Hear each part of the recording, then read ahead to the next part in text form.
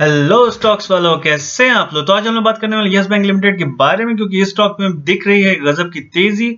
और इसकी जो मेन वजह है वो ये है कि आरबीआई ने अप्रूव कर दिया appointment of mister Brahmdatt as a part time chairman of Yes Bank board, और जो कि होगा अप टिल 4 जुलाई 2020 तक। तो इनका जो पोस्ट है वो भी फिलहाल पार्ट टाइम है और ये टेम्परेरी है, लेकिन फिर भी एक चेयरमैन अपॉइंट हो गया है, उसको अप्रूवल मिल गया है आरबीआई से। और ये न्यूज आई थी 11 जनवरी पिछले शुक्रवार को, और इसलिए आज सोमवार 14 जनवरी को बाजार खुलते ही देखने को मिली एक बहुत बड़ी तेजी यस बैंक लिमिटेड में, जो कि थी लगभग 8% के आसपास। और इसने साथ ही अपना एक जो इसका रेजिस्टेंस मार्क था 195 का, उसको क्रॉस कर लिया है। तो इस वीडियो में हम लोग जानेंगे कि क्या है इसका short term and long term का रिटर्न, और साथ ही देखेंगे इसकी टेक्निकल एनालिसिस को डिटेल में, और जिसके थ्रू हम जानेंगे क्या इसके सपोर्ट एंड रेजिस्टेंस को, और ये भी समझेंगे कि कब करना चाहिए आपको स्टॉक में एंट्री और कब बनानी चाहिए अपनी एग्जिट। तो बने इस वीडियो में मेरे साथ और इस वीडियो को पूरा देखें ताकि आप कोई भी इंपॉर्टेंट इन्फॉर्मेशन मिस ना करने पाए। ये प्राइस यस बैंक लिमिटेड का, और आप देख रहे हैं स्टॉक्स वाले बाबू।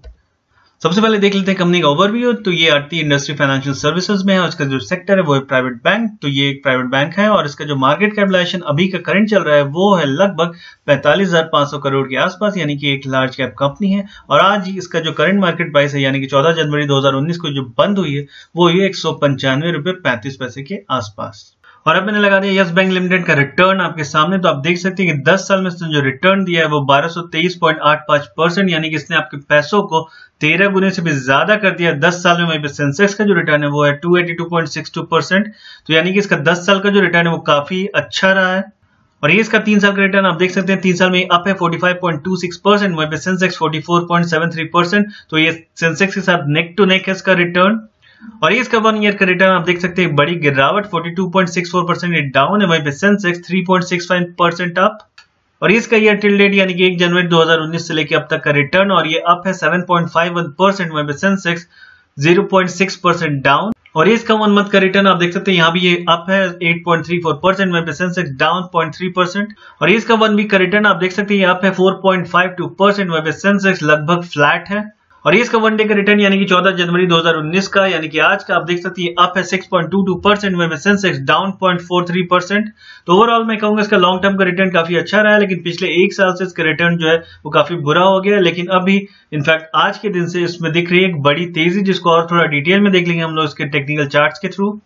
और अब मैंने लगा लिया यस बैंक का 14 जनवरी का चार्ट आपके सामने 5 मिनट के इंटरवल पे। तो आप देख सकते हैं प्रीवियस क्लोजिंग जो थी 11 जनवरी शुक्रवार को, वो थी 184 रुपए 25 पैसे पे, लेकिन आज के दिन की जो ओपनिंग हुई है वो है 183 रुपए 60 पैसे पे। और उसके बाद ये थोड़ा और नीचे गया 183 रुपए 20 पैसे पे, जो कि आज के दिन का लो है। और उसके बाद आप देख सकते हैं गजब की तेजी आई इसमें, और इसने बढ़ के अपना जो हाई बनाया आज के दिन का, वो बना 197 रुपए 95 पैसे का। तो अगर आप आज के लो से आज के हाई को कंपेयर करेंगे तो ये लगभग 8% की उछाल है। और उसके बाद आप देख सकते हैं थोड़ा साइडवेज मूव होने के बाद ये जो फाइनली बंद हुआ है वो हुआ 195 रुपए 35 पैसे पे। तो इसको और थोड़ा डिटेल में देख लेते हैं इसके डेली चार्ट के थ्रू।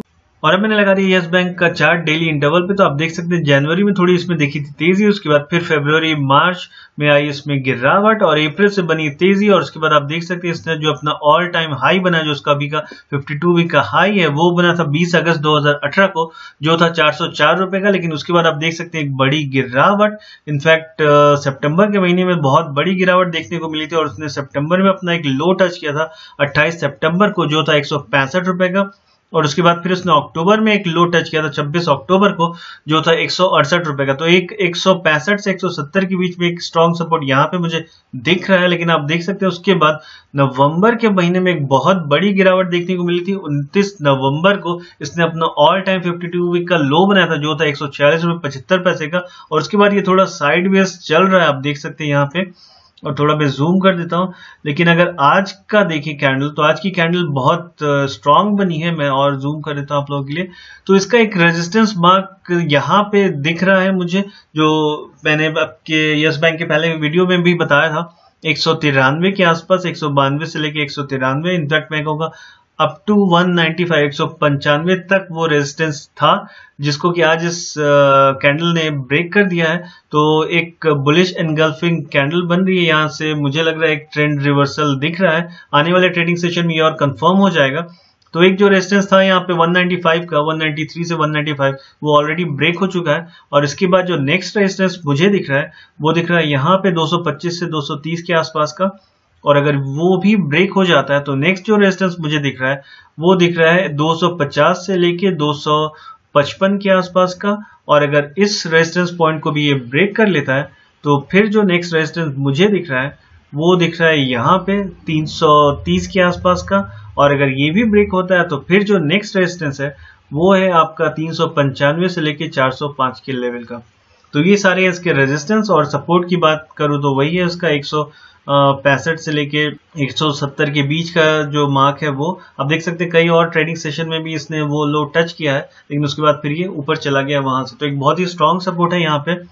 कई लोगों ने अपना प्रेडिक्शन बोला था कि यस बैंक 130 का मार्क टेस्ट करेगा, बट वो मुझे उस टाइम भी लग नहीं रहा था इसके टेक्निकल्स को देखते हुए। और अभी की जो हालत है उसके अकॉर्डिंग भी मुझे नहीं लग रहा है कि नियर टर्म में ये कहीं भी 130 का मार्क टच करने वाला है। क्योंकि अगर इसके सपोर्ट की बात करें तो जैसा मैंने बताया 165 से 170 का जो मार्क है वो स्ट्रॉन्ग सपोर्ट है। और अगर वो उससे नीचे जाता है, इन केस मुझे नहीं लगता जाएगा, बट अगर उससे नीचे जाता है तो यहाँ पे भी एक सपोर्ट बन जाता है 160 के आसपास। तो मुझे लगता है ये दो इसके स्ट्रॉन्ग सपोर्ट हैं जो आने वाले दिनों में इसको हेल्प करेंगे अपना ट्रेंड अप ट्रेंड में रखने के लिए। और अगर इसके अप ट्रेंड की बात करें तो मुझे इंडिकेशन यहाँ पे दिख चुका है, एक बुलिश इनगल्फिंग कैंडल बन चुकी है जिसकी प्रोबेबिलिटी मुझे हाई दिख रही है बिकॉज कैंडल का साइज बहुत बड़ा है। और जो इसके रेजिस्टेंस की बात करूं मैं तो जैसे कि मैंने बताया 195 पे एक था जो कि ब्रेक हो चुका है, उसके बाद है 225 से 30 के बीच, उसके बाद है 255 से 60 के आसपास। तो उसके ट्रेंड को थोड़ा और डिटेल में देख लेते हैं। उसके लिए मैं लगाऊं एक्सपोनेंशियल मूविंग एवरेज। मैं यूज कर रहा हूँ 5 डे का ब्लू लाइन, 8 डे का रेड लाइन, 13 डे का ये ब्लैक लाइन और 20 डे का ग्रे लाइन आपके सामने। इसको जूम कर लेता हूं मैं। तो आप देख सकते हैं ये ऑलरेडी एक अप ट्रेंड में चल रहा था कई दिनों से, स्पेशली 14 दिसंबर के बाद। आप देख सकते हैं यहाँ से 17 दिसंबर को एक क्रॉसओवर बना था इसका बाकी दोनों मूविंग एवरेजेस के साथ। और उसके बाद यहाँ से थोड़ा सा इसने 20 डे मूविंग एवरेज, 20 डे की मूविंग एवरेज को टच किया था, उसके बाद फिर ये नीचे आ गया था। लेकिन इसने फाइनली 20 डे मूविंग एवरेज को क्रॉस कर लिया था 1 जनवरी को। और आप देख सकते हैं उसके बाद कंटिन्यूसली इसका जो प्राइस है वो अप ट्रेंड में रहा है। और ये कंटिन्यूसली इसकी जो मूविंग एवरेजेस हैं वो भी एक दूसरे से ऊपर रहे उसी ऑर्डर में। तो मुझे लगता है आने वाले दिनों में और इसमें तेजी देखने को मिल सकती है। थोड़ा बहुत यहाँ का प्राइस करेक्शन मुझे दिख रहा है यहाँ पे, जैसे आप देख सकते हैं स्पेशली 11 जनवरी पिछले शुक्रवार को थोड़ी गिरावट आई थी, बट ये थोड़ा सा रेंज बाउंड मूवमेंट में चल रहा था। जो रेंज इसकी थी यहाँ से 193 जो कि मैंने कहा था इसका रेजिस्टेंस है, वहां से लेके अभी जो इसका सपोर्ट चल रहा था 181 के आसपास की, इसी बीच इसका जो प्राइस मूवमेंट था वो था।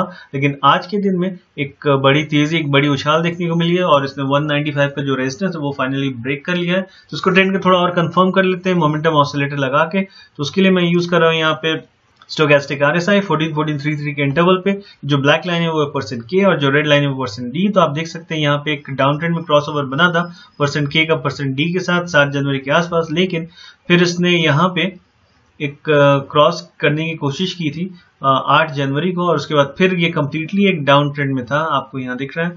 और उसके बाद 11 जनवरी को उसने अपना एक लोएस्ट टच किया। लेकिन उसके बाद आज 14 जनवरी को आप देख सकते हैं चूंकि इतनी बड़ी इसमें तेजी देखने को मिली, एक क्रॉसओवर बनता हुआ दिख रहा है अप ट्रेंड में %K का %D से। तो मुझे लगता है कि आने वाले दिनों में मोस्ट लाइकली है जो अपना 200 का मार्क है उसको ये क्रॉस कर पाएगा। मे बी इसी हफ्ते हमें ये क्रॉस देखने को मिल जाए।